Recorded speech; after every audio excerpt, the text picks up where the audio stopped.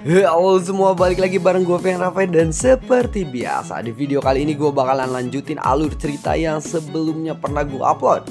Dan nggak kerasa juga gue udah sampai ke session 29 dari kelanjutan alur cerita Battle Trogdevan ini, yaitu Benua Kaisar. Dan tanpa banyak basa-basi, yuk kita langsung check this out aja alur ceritanya.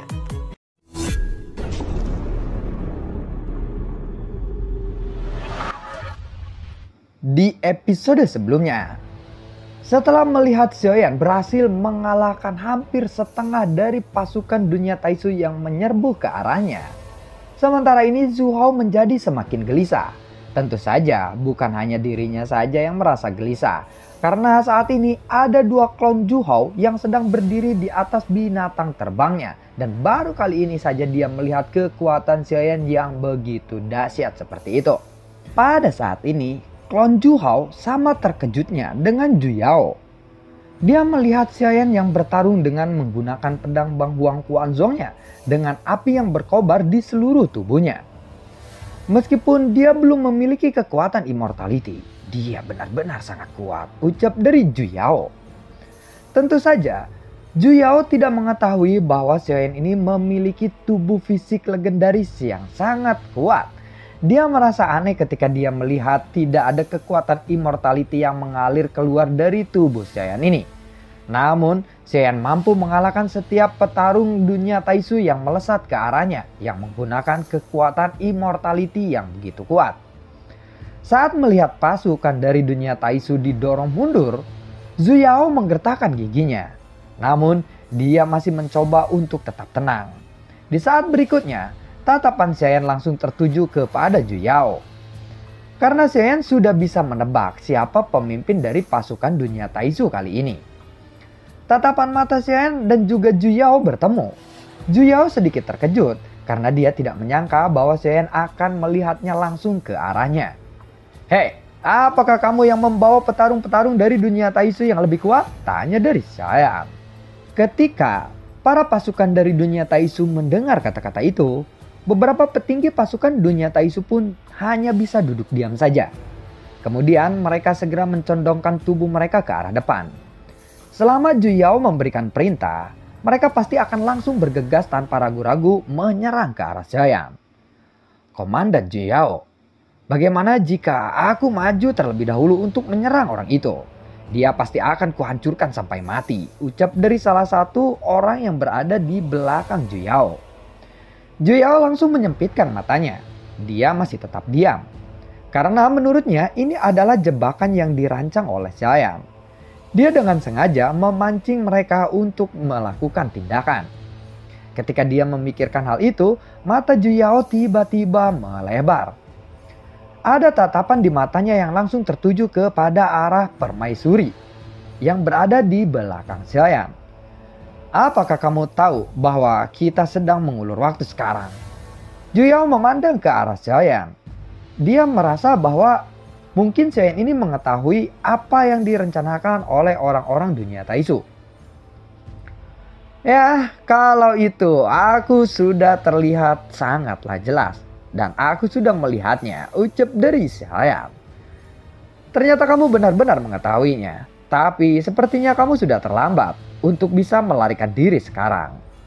"Hah, bukankah itu terlalu membosankan jika aku hanya menunggu seperti ini saja? Bagaimana jika kamu mengeluarkan seluruh kekuatanmu?" ucap dari Xiaoyan lagi.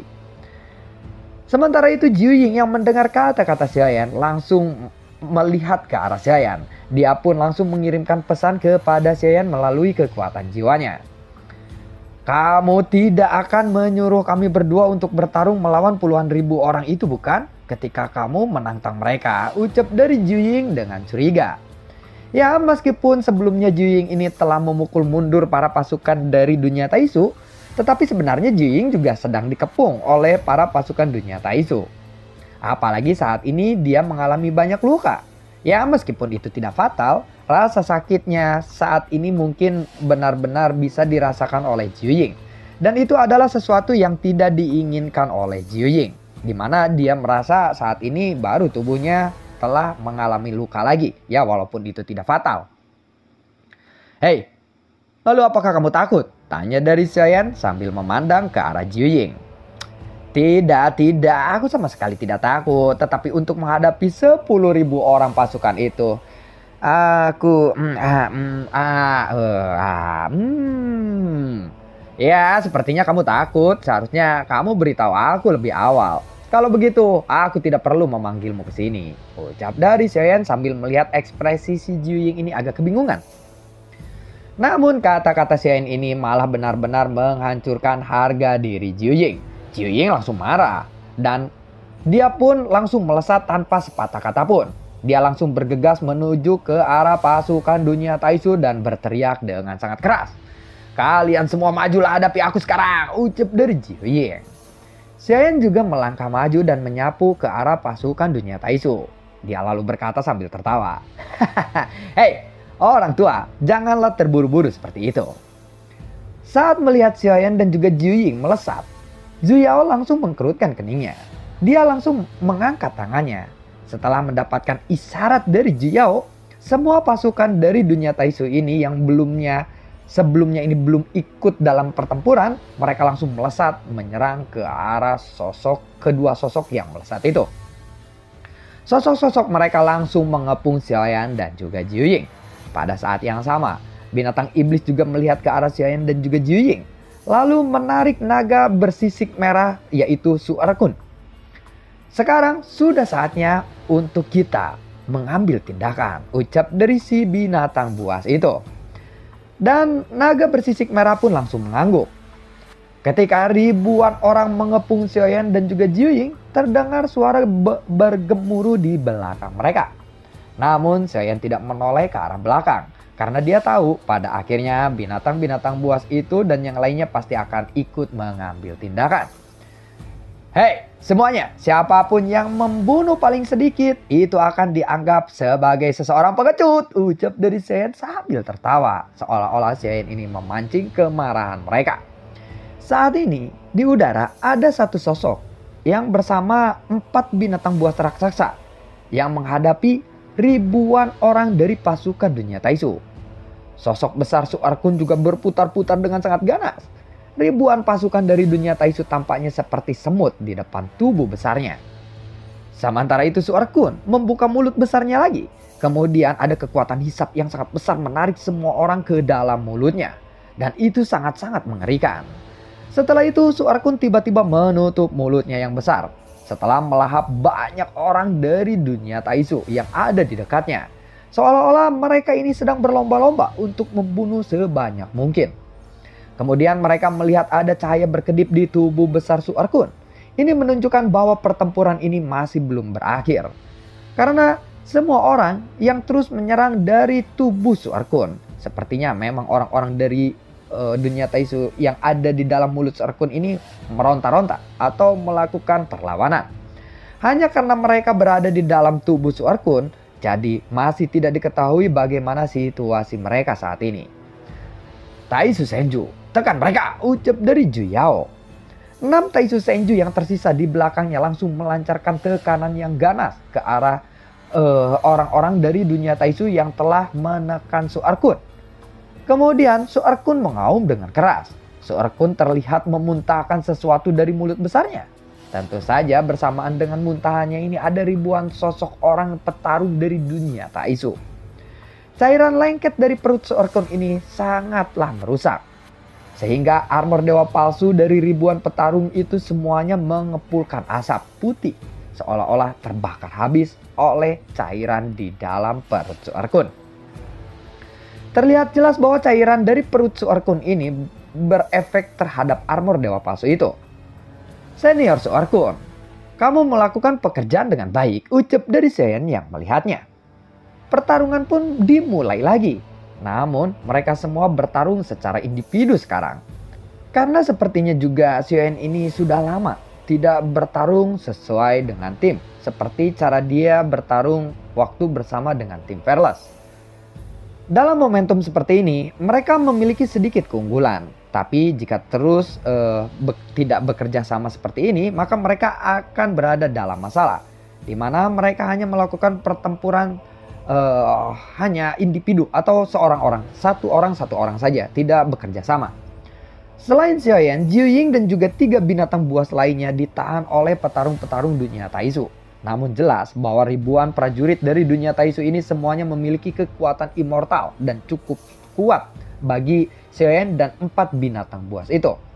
Namun Xiaoyan berhasil untuk memaksa terus mundur pasukan-pasukan dari dunia Taisu ini. Saat Zhu Yao melihat ke arah Xiaoyan, dia pun langsung mencibirnya. Dia segera memberikan perintah kepada orang-orang yang ada di belakangnya. Segera bunuh mereka semuanya, ucap dari Zhu Yao. Namun hingga saat ini Zhu Yao tidak pernah mengambil tindakan secara pribadi. Karena dia merasa situasinya ini belum cukup berbahaya untuk pasukan dunia Taisu. Melihat kelompok Xiaoyan yang berada di dalam posisi yang kurang menguntungkan, ribuan pasukan dunia Taisu ini menjadi semakin bersemangat lagi. Mereka ingin membalas semua kesombongan Xiaoyan dan juga yang lainnya. Sekujur tubuh Jiu Ying saat ini sudah terlihat ada rantai besi yang mengikatnya. Dan jumlah rantai besi ini semakin bertambah. Rantai besi ini juga mengandung kekuatan immortality. Kali ini permaisuri memandang ke arah Zhu Hao. Sepertinya permaisuri ini tidak mengucapkan sepatah kata pun kepada Zhu Hao. Namun Zhu Hao pun sepertinya mengerti apa yang harus dilakukannya kali ini. Pasukan Istana Dewa Berburu akan berusaha sekuat tenaga untuk bisa membunuh pasukan dari dunia Taisu itu. Zhu Hao langsung memerintahkan para pasukan dan para binatang buasnya untuk membantu Xiaoyan dan yang lainnya. Hal ini dia lakukan bukan karena dia takut kepada sang permaisuri, tetapi karena dia khawatir akan keselamatan Istana Dewa Berburu jika orang-orang dari dunia Taisu memenangkan pertempuran itu. Pada saat ini, kekuatan sinar tekanan dari Taisu Senju yang menekan mereka secara bertahap melemah. Pancaran cahaya dari kedua sisi itu mulai meredup. Tidak butuh waktu lama hingga akhirnya benar-benar menghilang. Ratusan ribu pasukan Istana Dewa Berburu langsung menyerang dari balik formasi awan sitrusnya. Namun permaisuri tidak mengalihkan pandangannya dari Zhu Hao. Zhu Hao tidak mengerti apa yang dimaksud oleh permaisuri. Jadi dia segera menangkupkan tinjunya dan bertanya kepada permaisuri. Ini hanya 2 klonmu saja. Kenapa kamu tidak punya nyali untuk datang ke sini sendiri? Jika kamu ingin menyelamatkan bawahanmu, seharusnya kamu melakukannya sendiri secara pribadi, ucap dari sang permaisuri sebelum Zhu Hao ini bertanya kepada sang permaisuri. Zhu Hao pun tidak jadi untuk menanyakannya, namun Zhu Hao segera mengangguk. Ini adalah kesempatan yang diberikan oleh permaisuri kepadanya. Sebelumnya, jika saja permaisuri tidak melakukan inisiatif untuk mengendalikan formasi awan sitrusnya sebelumnya, mungkin para pasukan Istana Dewa Berburu ini akan rata dengan tanah. Setelah kedua klon Zhu Hao ini melesat terbang, mata mereka masih selalu memperhatikan ke arah Xiaoyan. Klon Yonghe miliknya juga telah diambil oleh Xiaoyan. Namun ia belum pernah melihat klon miliknya ini digunakan oleh Xiaoyan. Ini bukanlah waktu bagi Zhu Hao untuk memikirkan klonnya. Pertama-tama dia harus memikirkan cara untuk melindungi pasukan Istana Dewa Berburunya. Yang lebih penting dari apapun, dia harus memikirkan cara untuk bisa menghadapi pasukan dari dunia Taisu. Dan juga Zhu Hao, dia tidak pernah menyangka sebelumnya bahwa orang-orang dari dunia Taisu ini bisa sekuat ini. Kekuatan pancaran cahaya yang dikeluarkan dari mulut semua Taisu Senju yang ada di tempat ini dapat dilihat dengan mata telanjang saat cahaya itu terus melemah dan mereka jelas telah mencapai batasnya. Tanpa tekanan seperti ini, ratusan ribu pasukan Istana Dewa Berburu pun bisa dibebaskan kembali. Pasukan yang lebih kuat semuanya bergegas menuju pasukan dunia Taisu di bawah perintah Zhu Hao. Sementara itu dari belakang, banyak pasukan dari Istana Dewa Berburu bergabung di dalam pertempuran ini. Meskipun Istana Dewa Berburu memiliki keunggulan yang absolut dalam jumlah dibandingkan dengan pasukan dunia Taisu, namun pasukan dunia Taisu ini memiliki kekuatan yang lebih kuat daripada mereka. Untungnya, kelemahan dari armor Dewa Palsu juga sudah sangat terlihat jelas, yaitu setelah kekuatan immortality yang tersimpan di dalam kristal merah habis, maka itulah saatnya untuk orang-orang dunia Taisu ini menjadi lemah. Pertarungan antara Xiaoyan dan juga Xing Hui sebelumnya telah menarik perhatian semua orang. Dan mereka melihat bagaimana Xiaoyan bisa mengalahkan Xing Hui. Jadi mereka mengerti bahwa hal yang terpenting adalah dalam mengalahkan orang-orang dari dunia Taisu bukanlah terus melakukan penyerangan, tetapi membuat mereka bertahan sekuat tenaga sampai akhirnya kekuatan immortality di armor dewa palsu mereka habis. Setelah teknik ini digunakan, terlihat bahwa semua orang pasukan dari Istana Dewa Berburu yang bergabung di dalam medan pertempuran pun tidak terlalu mengalami kesulitan saat bertempur dengan orang-orang dunia Taisu. Mereka hanya cukup melakukan pertahanan saja atau menghindari serangan-serangan dari pasukan dunia Taisu ini agar kekuatan immortality dari armor dewa palsu mereka pun habis. Mereka semua berusaha untuk bertahan semaksimal mungkin sampai akhirnya para pasukan dari dunia Taisu ini kehabisan kekuatan immortality pada armor mereka. Tentu saja, selain ratusan ribu pasukan Istana Dewa Berburu, ada juga ratusan ribu binatang buas yang sangatlah kuat, yang juga terus-menerus bergegas menuju ke arah medan peperangan.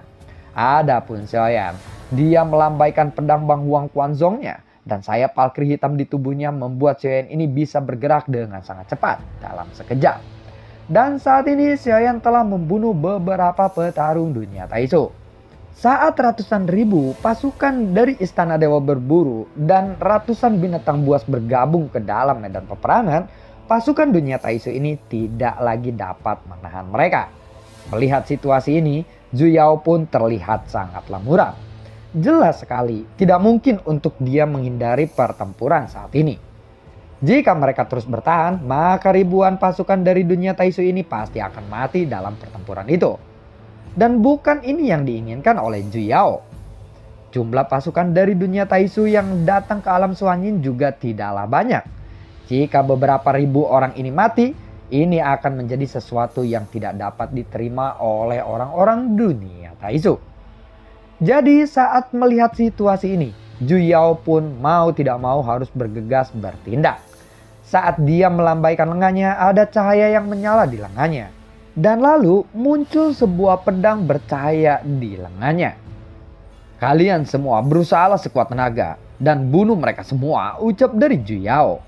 Saat ini lebih banyak lagi petarung-petarung dari dunia Taisu yang berada di belakang Zhu Yao langsung melesat ke arah pertempuran. Zhu Yao tampaknya tidak lagi berniat untuk diam diri dan hanya menonton pertempuran ini saja. Sebelumnya dia berusaha untuk menunda waktu sebisa mungkin. Namun dia juga tahu bahwa saat ini situasinya sudahlah sangat mendesak. Pada saat berikutnya, Taisu Senju yang berada di belakang ribuan pasukan dari dunia Taisu membuka mulut besar mereka. Dan akhirnya mengeluarkan aliran cahaya yang keluar dari mulut mereka dan menyapu ke arah medan peperangan. Akhirnya cahaya itu jatuh secara akurat ke masing-masing pasukan dari dunia Taisu. Dan kristal merah pada pasukan dari dunia Taisu sebelumnya yang telah redup tiba-tiba menjadi lebih terang lagi. Seolah-olah ini sedang di-recharge atau diisi ulang. Melihat pemandangan ini, pupil mata Zhu Hao pun langsung mengecil. Tunggu dulu, kekuatan immortality mereka bisa diisi ulang, ucap dari Zhu Hao. Para pasukan dari dunia Taisu yang memiliki kekuatan tempur yang telah menurun, pada saat ini sekali lagi mereka memiliki kekuatan immortality yang melimpah ketika aliran cahaya itu jatuh ke arah kristal mereka. Dan ini segera menyebabkan perubahan besar dalam situasi peperangan. Jika pasukan dari dunia Taisu ini tidak bisa dibunuh, maka akan lebih banyak prajurit-prajurit dari Istana Dewa Berburu yang terbunuh di medan peperangan ini. Jika momen kebuntuan ini terus berlanjut, maka pasukan-pasukan dari Istana Dewa Berburu pun akan habis terbunuh. Kita harus menemukan cara untuk menghancurkan tenaga cadangan mereka. Kalau tidak, kita tidak akan bisa mengalahkan mereka, ucap dari Zhu Hao. Klon Zhu Hao ini tidak berada jauh dari Xiaoyan. Dia menatap ke arah Xiaoyan. Meskipun dia dan juga Xiaoyan ini memiliki hubungan yang misterius, saat ini Zhu Hao hanya ingin melindungi setiap makhluk yang berasal dari Istana Dewa Berburu semaksimal mungkin. Dia tidak memiliki kemampuan untuk mengatasi orang-orang dari dunia Taisu termasuk Taisu Senjunya. Dia tidak tahu bagaimana cara mengatasinya. Atau lebih tepatnya, Xiaoyan lebih mengerti informasi atau pasti tahu bagaimana caranya untuk Taisu Senju ini tidak mengalirkan kekuatan ke arah pasukan dari dunia Taisu yang sedang berperang. Jadi dia hanya bisa menaruh harapan kepada Xiaoyan saja. Mata Xiaoyan pun sedikit menyempit. Zhu Hao rela bertarung bersamanya saat ini. Ya, meskipun lebih karena mungkin dia merasa tidak berdaya, tapi pada akhirnya sepertinya musuhnya ini bisa disebut sebagai teman. Karena jika bukan karena Zhu Hao, Istana Dewa Berburu pasti akan sangat merepotkan untuk bisa menghadapi semua pasukan dari dunia Taisu. Xiaoyan lalu memandang ke arah Taisu Senju yang berada di ujung yang jauh. Lalu Xiaoyan perlahan mengangkat lengannya. Dia berniat untuk terus menggunakan kekuatan Lingsu untuk bisa menjadikan Taisu Senju ini miliknya, atau menghilangkan ke lantai 12 yang bernama ruangan Lingsu.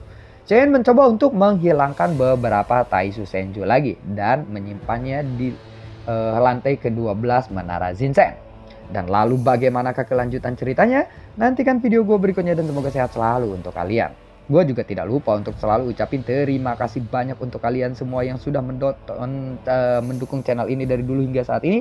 Dan gue juga selalu ucapin terima kasih banyak untuk kalian semua yang sudah mensupport channel ini lewat link Saweria di bawah kolom deskripsi. Sampai ketemu lagi di video gue berikutnya. Assalamualaikum dan sampai jumpa. Dadah.